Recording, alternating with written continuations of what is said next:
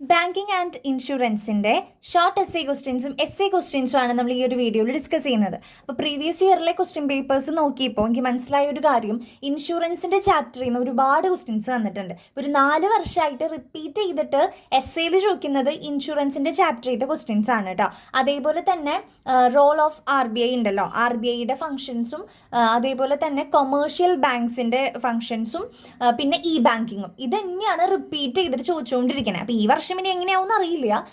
കഴിഞ്ഞ വർഷങ്ങളിലൊക്കെ ഇങ്ങനെയാണ് അതിൻ്റെ ഒരു സ്ട്രക്ചർ വന്നിരിക്കുന്നത് കേട്ടോ. ഇനിയിപ്പോൾ ഷോർട്ടേജ് നോക്കുകയെന്ന് വെച്ചാലും ഇൻഷുറൻസിൻ്റെ ചാപ്റ്ററിൽ നിന്ന് ഒരുപാട് നമുക്ക് കാണാനുണ്ട്. അപ്പോൾ നമ്മൾ 6th ചാപ്റ്റർ ഇന്ന് തന്നെ അപ്ലോഡ് ചെയ്തിട്ടുള്ളൂ. അപ്പോൾ അതുകൊണ്ട് നിങ്ങൾ 6th ചാപ്റ്റർ എന്തായാലും നന്നായിട്ട് തന്നെ കണ്ടുപോകാം കേട്ടോ. അപ്പോൾ ഞാൻ ഇതിൽ ഡീറ്റെയിൽ ആയിട്ട് 6th ചാപ്റ്റർ പറയുന്നില്ല, ഇൻഷുറൻസിൻ്റെ പറയുന്നില്ല. കാരണം നമ്മൾ ഓൾറെഡി ഇപ്പോൾ തന്നെ വീഡിയോ ഇട്ടിട്ടുണ്ട്. അത് നിങ്ങൾ നിർബന്ധമായിട്ടും കാണാൻ വേണ്ടിയിട്ടാണ് കേട്ടോ.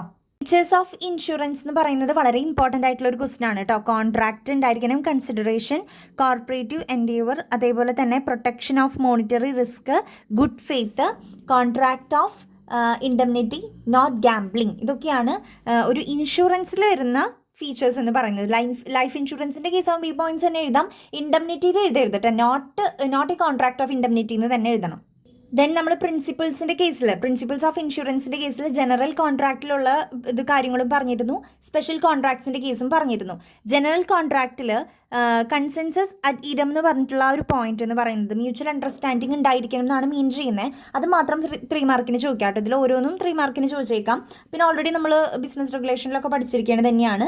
ദെൻ അതേപോലെ തന്നെ സ്പെഷ്യൽ കോൺട്രാക്റ്റിൻ്റെ കേസിൽ വരുമ്പോൾ ഇത്രയും പോയിന്റ്സ് കേട്ടോ. ഇൻഷുറബിൾ ഇൻട്രസ്റ്റും അറ്റ്മോസ്റ്റ് ഗുഡ് ഫെയ്ത്തും indemnity, subrogation, proximate cause, contribution, mitigation of loss. ഇതിൽ സബ്രുഗേഷൻ എന്ന് പറഞ്ഞു കഴിഞ്ഞാൽ നമ്മൾ ആ ഒരു ഇൻഷുറൻസ് കമ്പനി നമുക്ക് പേയ്മെൻറ്റ് തന്നിട്ടുണ്ടെങ്കിൽ, ഇപ്പോൾ ഫയർ ഇൻഷുറൻസിൻ്റെ കേസ് ഒക്കെ വെച്ചാൽ പേയ്മെൻറ്റ് തന്നിട്ടുണ്ടെങ്കിൽ പിന്നെ അതിനുള്ള എല്ലാ അവകാശവും, അതിൽ ഇനി എന്തെങ്കിലും സ്ക്രാപ്പ് ഐറ്റംസ് ഉണ്ടെങ്കിൽ പോലും അതിൽ വരുന്ന ബാക്കി എല്ലാത്തിൻ്റെ അവകാശം ആ ഒരു ഇൻഷുറൻസ് കമ്പനിക്കായിരിക്കും, നമുക്കല്ല. അതാണ് സബ്രുഗേഷൻ പറയുന്നത്.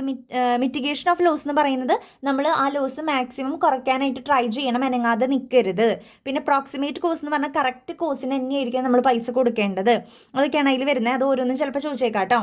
ദെൻ അതേപോലെ തന്നെ ബാങ്കിങ് എന്താണെന്നും അതിൻ്റെ നീഡ് ആൻഡ് ഇമ്പോർട്ടൻസ്.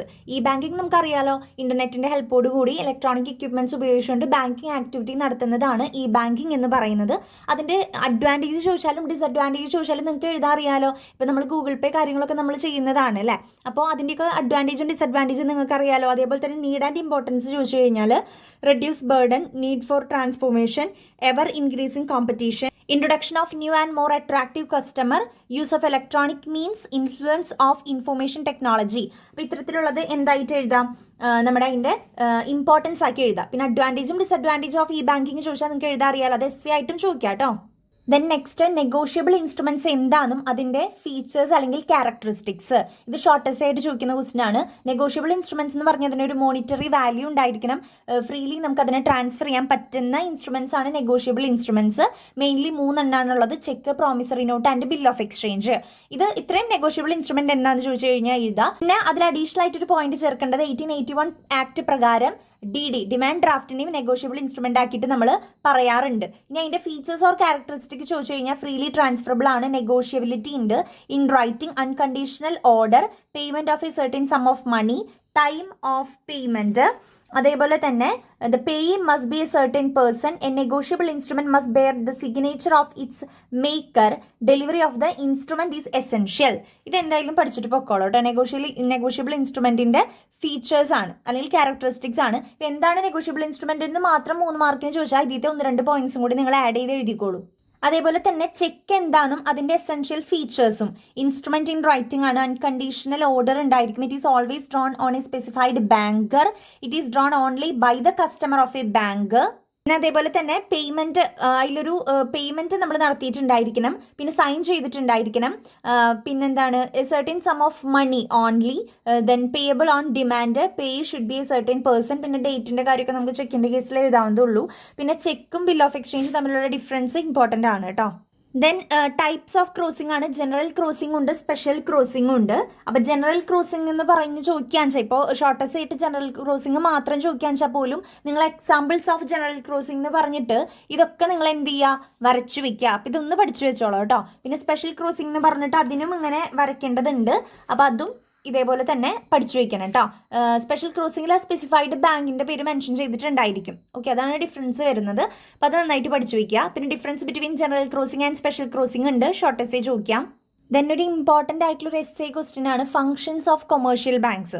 അപ്പോൾ ഫംഗ്ഷൻസ് എന്ന് പറയുമ്പോൾ പ്രൈമറി ഫംഗ്ഷൻസ് ഉണ്ട്. ഓക്കെ, ദെൻ ഇന്നോവേറ്റീവ് ആയിട്ടുള്ള ഫംഗ്ഷൻസും ഉണ്ട്. പ്രൈമറി ഫംഗ്ഷൻസ് എന്ന് പറഞ്ഞു കഴിഞ്ഞാൽ ഡെപ്പോസിറ്റുകൾ നമ്മൾ റിസീവ് ചെയ്യുക, ലോൺസ് കൊടുക്കുക, ക്രെഡിറ്റ് ക്രിയേറ്റ് ചെയ്ത് കൊടുക്കുക, use of cheque system, then transfer of funds. ഇത്രയാണ് പ്രൈമറി ഫംഗ്ഷൻസ് വരുന്നത്. ഇതിൻ്റെ ഉള്ളിലത്തെ പോയിന്റ്, ദാറ്റ് മീൻസ് ഈ പോയിന്റ്സ് എല്ലാം നിങ്ങൾ നിർബന്ധമായിട്ട് പഠിക്കുക. പിന്നെ ഉള്ളിലത്തെ പോയിന്റ്സ് നിങ്ങൾ എന്ത് ചെയ്യുക, ഉണ്ടാക്കി എഴുതിയാലും കുഴപ്പമില്ല. ഇനി അതിൽ ഇന്നോവേറ്റീവ് ഫംഗ്ഷൻസ് ഉണ്ട്. അപ്പോൾ ചിലപ്പോൾ എക്സാമിന് what are the innovative functions of commercial banks എന്ന് മാത്രമായിട്ടും ചോദിച്ചേക്കാം. ഇന്നോവേറ്റീവ് ആയിട്ട് പുതിയതായിട്ട് വന്നിരിക്കുന്ന ബാങ്കുകളുടെ ഫംഗ്ഷൻ എന്തൊക്കെയാണ്? കാർഡ് ഫെസിലിറ്റീസും നെറ്റ് ബാങ്കിങ്ങും മൊബൈൽ ബാങ്കിങ്ങും ഒക്കെ അല്ലേ. അപ്പോൾ അത് ATM ഒക്കെ. അപ്പോൾ അതൊക്കെ നിങ്ങൾ അതിൽ എഴുതേണ്ടതാണ് ഇന്നോവേറ്റീവ് ഫംഗ്ഷൻസിൽ. ദെൻ പ്രൈമറി ഫംഗ്ഷൻസ് ഇതൊക്കെയാണ്. ഇന്നോവേറ്റീവ് കാണിച്ചു തരാം. ATMും ക്രെഡിറ്റ് കാർഡ് ഫെസിലിറ്റിയും ടെലി ബാങ്കിങ്ങും പേഴ്സണൽ കമ്പ്യൂട്ടർ ബാങ്കിങ്ങും ഇൻ്റർനെറ്റ് ബാങ്കിങ്ങും ഇലക്ട്രോണിക് ഫണ്ട് ട്രാൻസ്ഫർ സിസ്റ്റം ഒക്കെയാണ് അതിൽ വരുന്നത് കേട്ടോ. മെയിനായിട്ട് ഇത് ഇവിടെയുണ്ട്. ബാക്കി അതിൽ വരുന്നതാണ് ബാങ്ക് ഇൻഷുറൻസ്. നമ്മൾ പറഞ്ഞിട്ടുണ്ടായിരുന്നു ഇൻഷുറൻസിൻ്റെ കാര്യങ്ങളും കൂടി അവർ ചെയ്യുന്നുണ്ടെന്ന് പറഞ്ഞില്ലേ, അതൊക്കെ അതിൽ വരുന്നതാണ്. Then real time gross settlement system, debit clearing, credit clearing, electronic clearing സർവീസസിൽ വരുന്നതാണ് അത് രണ്ടെണ്ണം. അപ്പോൾ മൊബൈൽ അതിൽ സിമ്പിൾ ആയിട്ടുള്ളത് internet banking, mobile banking, electronic fund transfer, tele banking, credit card facilities, ATM, അതൊക്കെയാണ് ഇന്നോവേറ്റീവ് ആയിട്ട് വന്നിരിക്കുന്നത്. അപ്പോൾ കൊമേഴ്ഷ്യൽ ബാങ്ക്സിൻ്റെ ഫംഗ്ഷൻസ് വളരെ ഇമ്പോർട്ടൻ്റ് ആണ്. ഷോർട്ട് എസ്സേ ചോദിക്കാൻ വേണമെങ്കിൽ എസ്സേയും ചോദിക്കാം. ഇത് പ്രീവിയസ് ഇയർ ക്വസ്റ്റ്യൻ പേപ്പറിൻ്റെ ഇത് വെച്ചിട്ടാണ് ഞാൻ പറയുന്നത് കേട്ടോ.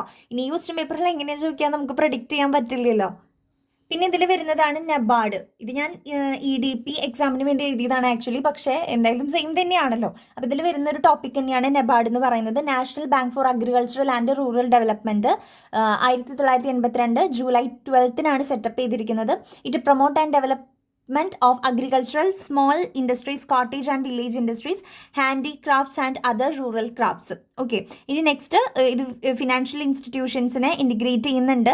അതേപോലെ തന്നെ റൂറൽ ഡെവലപ്മെൻറ്റിന് വേണ്ടി ഹെൽപ്പ് ചെയ്യുന്നുണ്ട്. മറ്റ് ബാങ്ക്സിന് ഗൈഡ് ലൈൻസ് കൊടുക്കുന്നുണ്ട്. പിന്നെ അപ്പെക്സ് ബാങ്ക് ആയിട്ടാണല്ലോ ഇത് പ്രവർത്തിക്കുന്നത്. അപ്പോൾ അതുകൊണ്ട് തന്നെ ഇതിന് കീഴിലുള്ള ബാങ്കുകൾക്കൊക്കെ എന്ത് കൊടുക്കുന്നുണ്ട്? ഗൈഡ് ലൈൻസും അവരെ റെഗുലേറ്റ് ചെയ്യുന്നുണ്ട്, റൂൾസുകൾ പ്രൊവൈഡ് ചെയ്യുന്നുണ്ട്. പിന്നെ short term, medium and long terms ലോണുകൾ പ്രൊവൈഡ് ചെയ്ത് കൊടുക്കുന്നുണ്ട്. ദെൻ ക്രെഡിറ്റ് ഫെസിലിറ്റീസ് പ്രൊവൈഡ് ചെയ്യുന്നുണ്ട്.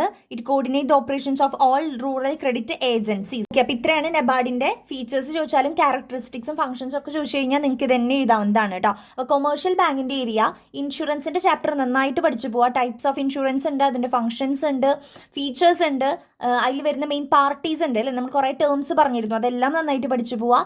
കൊമേഴ്ഷ്യൽ ബാങ്ക്, ഈ ബാങ്കിങ്ങിൻ്റെ സെക്ഷൻ, ഈ ബാങ്കിങ്ങിൻ്റെ ഫീച്ചേഴ്സ്, അഡ്വാൻറ്റേജ്, ഡിസഡ്വാൻറ്റേജ്, ദെൻ നബാർഡിൻ്റെ ഏരിയ, കൊമേഴ്ഷ്യൽ ബാങ്ക്സിൻ്റെ ഏരിയ, അതൊക്കെ നന്നായിട്ട് തന്നെ പഠിച്ചു പോകാം. ഒരു 3-4 വർഷമായിട്ട് ഇത് തന്നെയാണ് ചോദിച്ചുകൊണ്ടിരിക്കണേ. ഇനിയിപ്പോൾ ഈ വർഷം എങ്ങനെയാണെന്ന് അറിയില്ല നമുക്ക് കേട്ടോ. അപ്പോൾ അത് വെച്ചിട്ട് നിങ്ങൾ ഇതെല്ലാം നന്നായിട്ട് പഠിച്ചു പോക്കോ. ഈവൻ ഷോർട്ട് എസ്സേ 3 മാർക്ക് ചോദിച്ചാലോ അതിൽ നിന്നെടുത്ത് എഴുതാമല്ലോ.